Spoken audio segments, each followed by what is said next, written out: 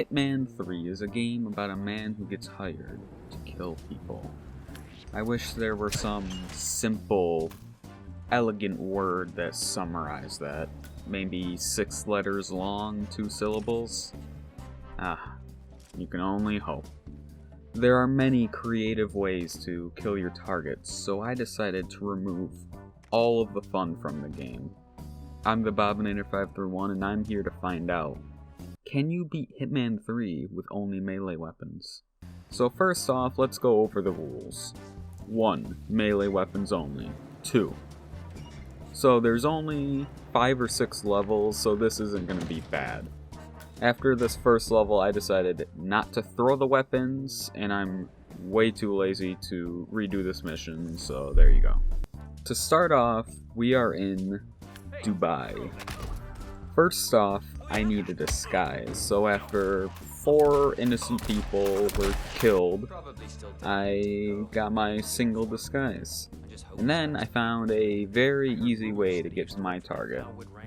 All I have to do is become a recruit to be Marcus Stives. All I have to do is become a recruit to be Marcus's personal bodyguard. I love how suspicious you can be in this game, and nobody will care at all. If you notice me picking up guns, it's because I have a crippling addiction to picking up everything I see. I slit Marcus's throat and threw his body off the building. If I didn't mention earlier, I'm in the Burj Mia Khalifa, which by my estimates is at least a few feet tall. You can imagine what will happen when the bodies hit the ground. After killing an innocent helicopter pilot, I disguised myself as a bartender to serve a poisoned drink to my next target. Yeah, I had to kill a few innocents and I accidentally used a non-lethal poison, but hey, it was still worth it. I don't really understand why I got 0 stars when clearly I did it perfectly. God fucking... My next target is Alexa Carlisle of Dartmoor Manor.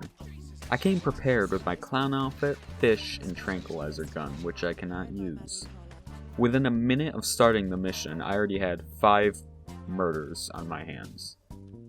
This mission was laughably easy. I got a butler disguise, and then literally walked into her private room that was guarded, and suffocated her with a pillow, and no one noticed. I threw everything I had in my motorcycle, then shot it a few times just for good measure, and it still worked like a charm. The next mission is an interesting idea. There's a bunch of ICA agents who will always recognize you, and you need to kill at least 5 of them. Of course, I first went after the most public guy, and everyone saw me kill him. The rest of the kills were pretty uneventful. After killing the last guy, I broke my own rules by tossing some C4 into a crowd of innocent people. As anyone would, I took out a few more people during my escape. Next up were Hush and Royce. Now think of a real innocent person in this game. Guards? No. Civilians? Maybe. Homeless people? Definitely. So that's why I took out probably 6 of them. Mr. Hush Husherson wants to do some experiments on some hobos. And just like McDonald's, they rejected my application and shot me 43 times. So just like with McDonald's, I climbed through a window and killed the guy who got accepted. This scientist is just trying to protect her boss. It doesn't make any sense. So I killed her. And Hush is down. And for no reason at all, while being escorted out, I decided to kill some guards. And oh, look at that. Someone found my pistol that I dropped a while ago and brought it up here. Nice. Now on to Royce. This was actually somewhat hard. The first hurdle was getting to the bottom level. I ended up going to town on some guards and kind of wandering around killing people until my target decided to go downstairs. This was actually a really clean kill somehow. I have no idea. And now for my biggest mistake. Manually hacking the data core. This is entirely optional once you do it for the first time, and I've already done it.